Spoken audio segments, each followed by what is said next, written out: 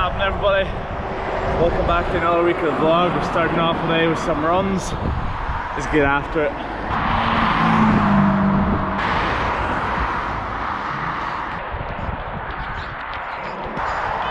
Okay, so this morning doing some tempo runs. Tempo runs is just running at a particular tempo, a particular speed, but keeping it controlled. I'm starting off with 8 sets of 100 meters. I'm giving myself between 16 and 17 seconds to complete them.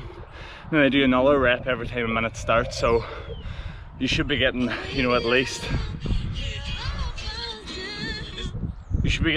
double rest, which is what you want, because you want to be fresh for these. This isn't about being fatigued and having to burn your leg. It's about quality runs. Everything that's 16, 17 seconds should be like a 75% pace. If you feel like you're having to sprint to make that time, maybe drop it to 20 seconds. So 8 sets of 100 meters. Now I'm going into 5 sets of 200 meters, and I'm giving myself 44 seconds to complete it. I'm going to do this every 2 minutes. So on 0, on 2, on 4, and 6, 1. You get the fucking picture. 75% pace. Let's do it.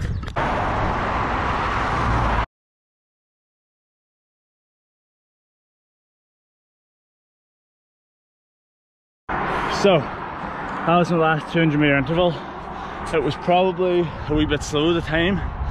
You probably could have done it under 34. As you can see, I'm just outside my house here because I'm trying to stay within the rules, you know. But this is just a straight 200 meters, whereas if you're doing it on the pitch, you might add in a turn, you know, halfway, which might make it a wee bit harder for you. But 200 meters, 5 of them, very tough.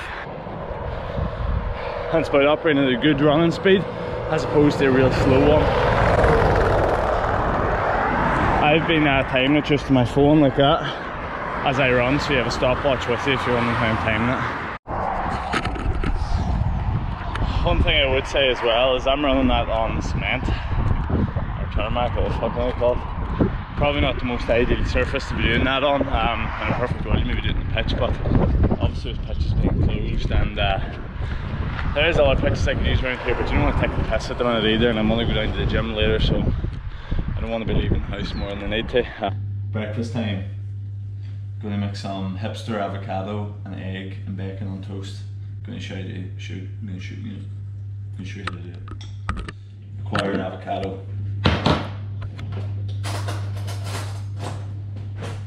Slice and go around.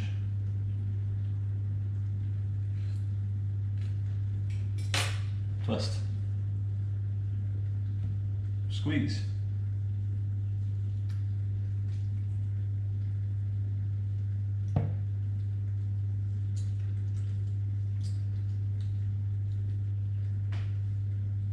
You would normally eat that there. I'd be nuts. Here we go. Add a bit of pepper. Add a bit of salt.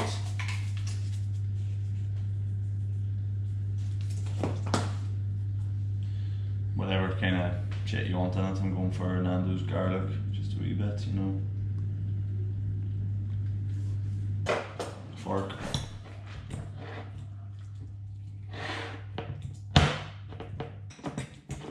Now cook some bacon, cook some egg, toast a bit of bread.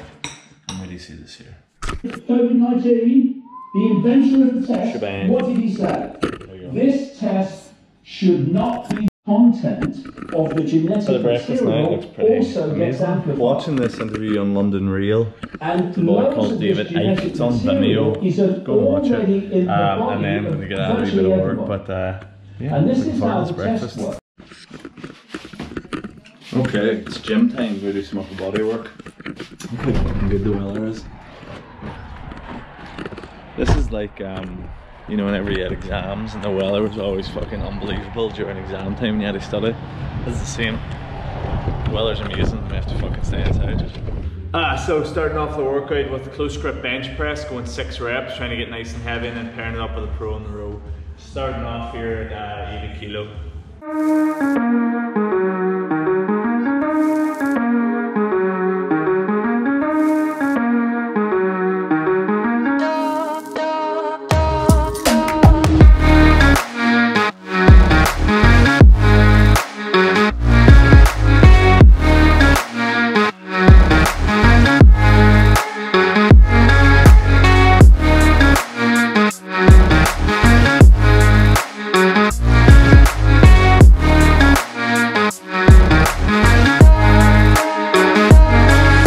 isolation has destroyed all my standards. I've now haven't shaved, haven't got a haircut, and I'm wearing fucking sliders to the gym.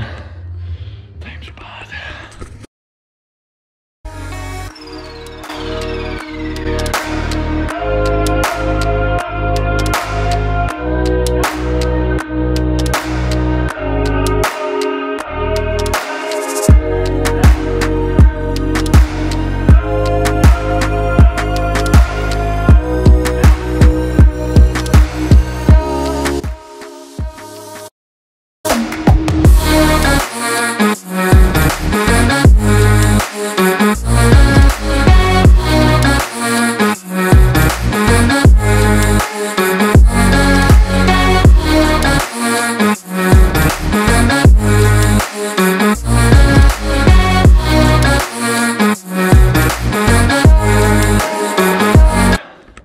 So yeah, doing the close grip this week. Done it last week as well, something a wee bit different, but good for building a wee bit of tricep and arm strength. If you maybe want to have a barbell at the minute, doing close grip is going to be a wee bit harder for you. So if you don't have as much weight, it means you can make things a bit more difficult for yourself doing close grip. The pro and rows are a really nice row variation. It doesn't really get any momentum. Sometimes when you do normal bent over rows, you get a lot of momentum and the form gets sloppy. That there, you obviously have the bench there, so it's just pure back and arm strength. But two nice motions, you get that kind of push and pull going on too. Okay, so going now, after that there main strength set, going to do more muscle building work. So doing a dumbbell incline bench and a dumbbell single arm row.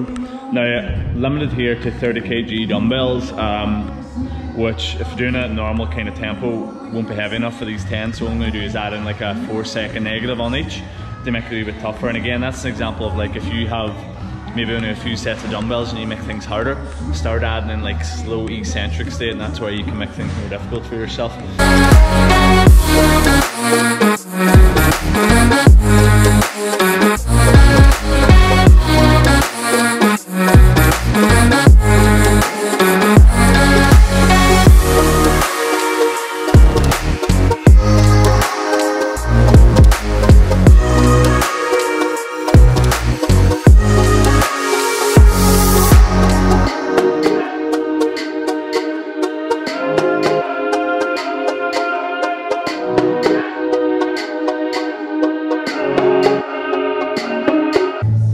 So,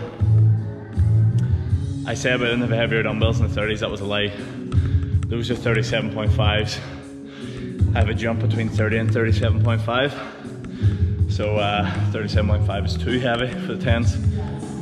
You see my problem here, but I can do rows of them.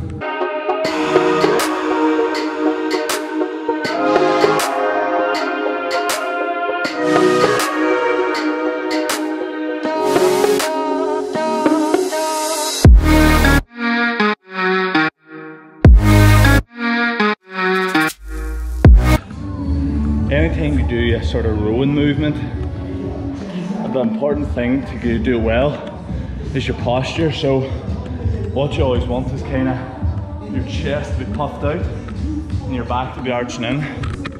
It's going to help you work on muscles in the back better as opposed to just be a bicep exercise. So if you find yourself rounding as you're pulling, you're probably not going to be working the areas you want to. So think about trying to look like a hard man. Puff your chest up and pull through. As you pull, push your chest. Bodybuilding for the triceps. Pulling 12 reps. Taking a kind of close grip on it. It's called skull crushers because you're dropping down the head. Keep elbows tight.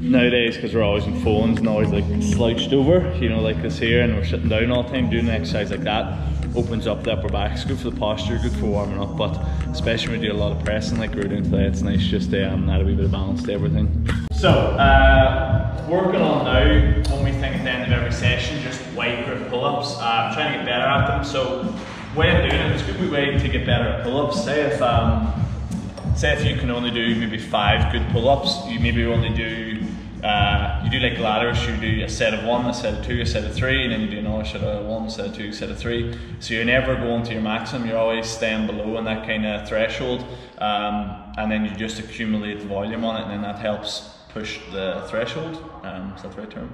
Higher. So what I'm doing here is I'm going 5 reps, 4 reps, 3 reps, 2 reps, 1 rep with some weight on, wide grips, and hopefully over time that volume each session will just build up, so the wide grips will get a lot stronger.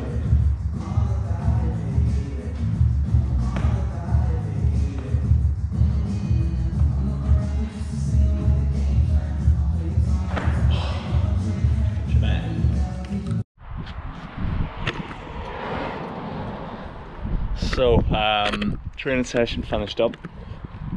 Good session. I'm feeling very strong at the minute. All my lifts are going up, and I'm feeling good.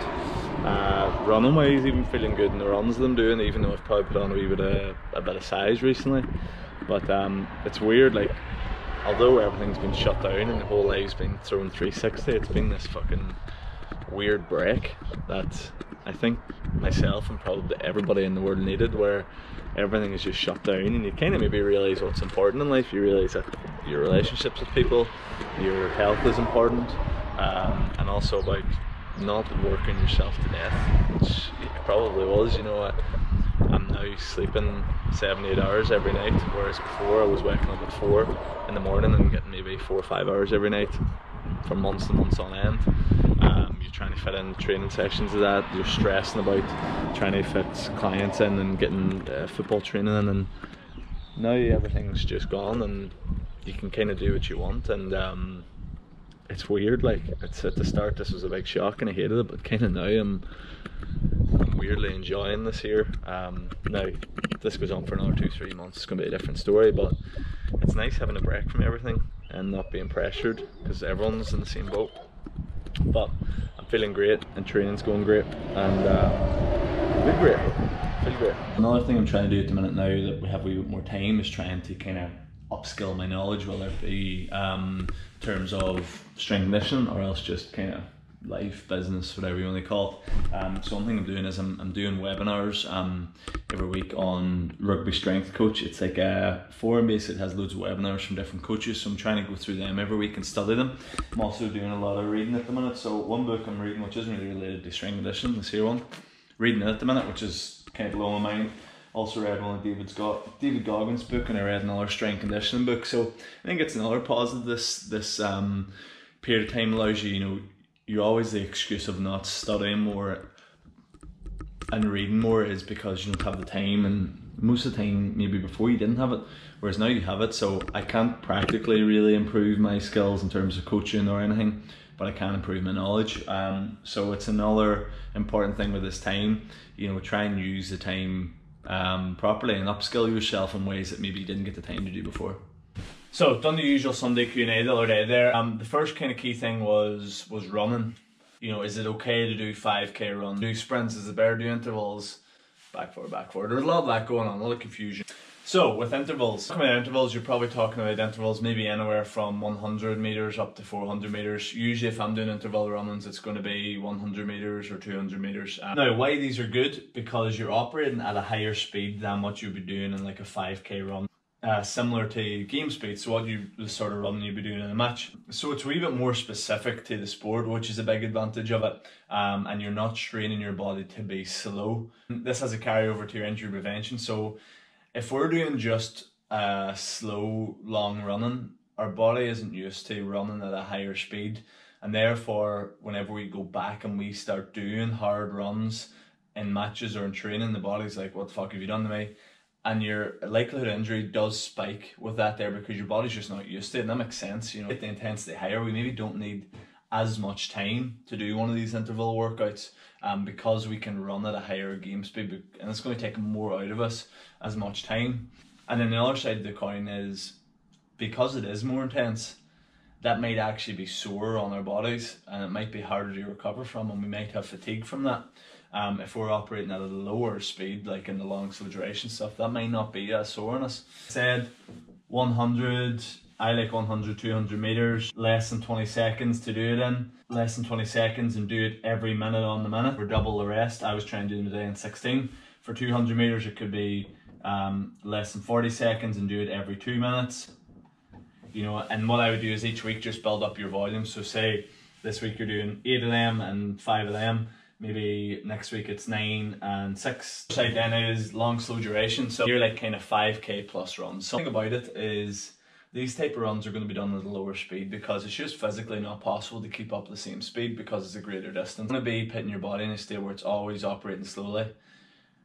And if you're constantly doing that, like anything, it kind of becomes a habit, so your body gets used to operating slowly. So this has kind of 2 implications. Number one, whenever you go back to the pitch, you're going to feel really sluggish. Secondly, kind of like we were saying, it doesn't really replicate our game speed, it doesn't replicate what we're going to be doing in a match. However, number one, it's better than not fucking running. Okay. It's also a great way to build up an aerobic base. It's going to be so important whenever we talk about recovery in games. Per aerobic base and a small aerobic base, your ability to recover goes down with it. Think of it like a triangle. You know, if I have a big base and it goes up, I have a much larger sort of ability to recover in here, whereas if my base is really small, my ability to recover is a lot smaller as well. So therefore I might be more fatigued and I gas out quicker in a game. Might lead to maybe increased likelihood of injury when I'm fatigued. So having an aerobic base is actually really important, and this kind of longer duration work is a great way to do that there. And also another thing, which isn't maybe too scientific, but if you do a run like that, if you feel fucking great after it. It's an important thing to consider, because it'll make you feel good and make you feel like you achieved something. Sometimes right now, when there's very little motivation, there's no games, there's no training, you need things like that there. You need wee victories and wee wins to keep you going week on, week out. Your long slow duration run on the Saturday, make it a Saturday morning thing where you go out for 5 miles or something like that there. What I would kind of break up and do is I would say that maybe 1 to 2 times per week you're going to do this long slow duration.